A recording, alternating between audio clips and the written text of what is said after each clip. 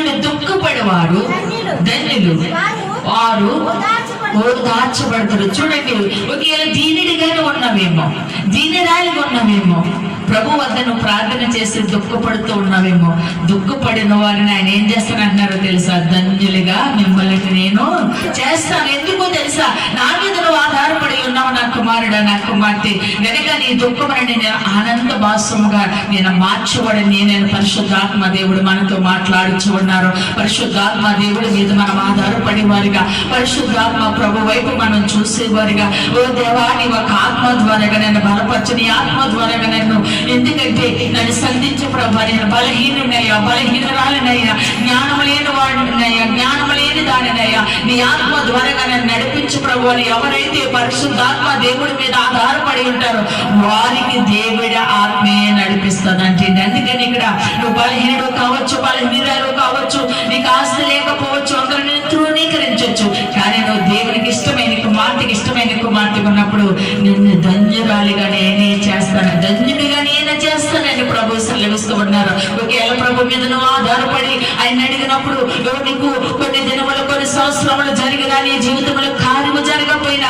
నిరీక్షణ కలిగిన విశ్వాసంగా దేవుని వైపు చూస్తే ఆయన అంటూ ఉన్నారు, నా కుమారుడా, ఓ నా ప్రియమైన కుమార్తె, నేను నీ జీవితంలో నువ్వు అడుగుచున్న కార్యము నేను ఆలస్యం చేసిన నిరీక్షణ మట్టిగా నా మీద నువ్వు ఎన్నడూ కూడా తొలగిపోకుండా ఆసక్తితో నా వైపు చూస్తున్నావు గనక ఇదిగో నువ్వు ఆశించిన ఆశీర్వాదము నేను నీ జీవితంలో సిద్ధము చేస్తూ ఉన్నాను, చెయ్యబోతున్నానని పరిశుద్ధాత్మ దేవుడు మనతో మాట్లాడుచున్నారు.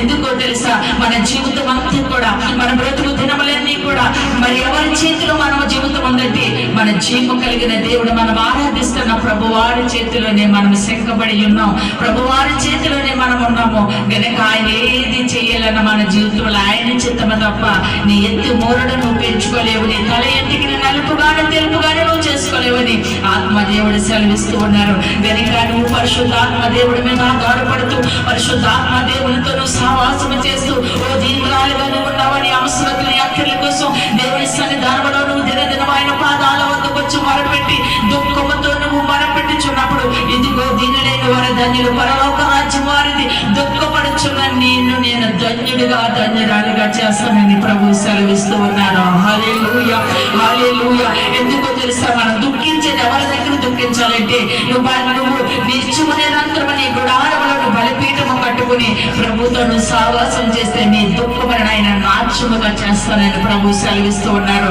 ఈ లోకములో ప్రార్థన ద్వారా తప్ప నీ జీవితాన్ని మార్చుకునే శక్తి ప్రార్థనకి తప్ప, నీ ఎత్తు కానీ, నీ ఒక బలాన్ని బట్టి కానీ, నీ శక్తిని బట్టి కానీ, నీ జ్ఞానాన్ని బట్టి కానీ విజయాన్ని చూడలేవని ఆత్మాదేవుడు ఈ దినము నీతో నాతోటి కూడా మాట్లాడుచున్నారు. ఓ ప్రార్థన జీవితంలో కలిగి ఉన్నవా ప్రియమైన కుమారుడా, ఓ ప్రార్థన జీవితం కలిగి ఉన్నవా ప్రియమైన నా కుమార్తె, ఓ నా మీద నువ్వు ఆధారపడిన బిడ్డగానే ఉండి నాకు నువ్వు మొరపెట్టినప్పుడు ఓ భారాన్ని నేను భద్రముగా మార్చినట్లుగా ఓ నీ జీవితాన్ని నేను మార్చబోతున్నా నేను. పరిశుద్ధాత్మ దేవుడు ఈ దినము నీతో నాతో కూడా మాట్లాడుచున్నారు. ఓ ఆయన జీవితము ఎందుకో తెలుసు, నీ జీవితం ఆయన చేతిలో ఉంది, ఆయనే నిన్ను మార్చుతానని ప్రభు సెలవిస్తూ ఉన్నారు. ఆయనే నీ దుఃఖమని నాచుగా మారుస్తానని ప్రభు ఈ దినము నీతో మాట్లాడుచున్నారు.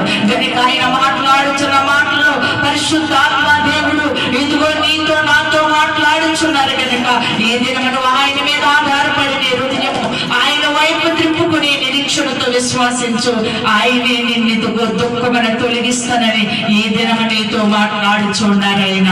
హల్లెలూయా, హల్లెలూయా,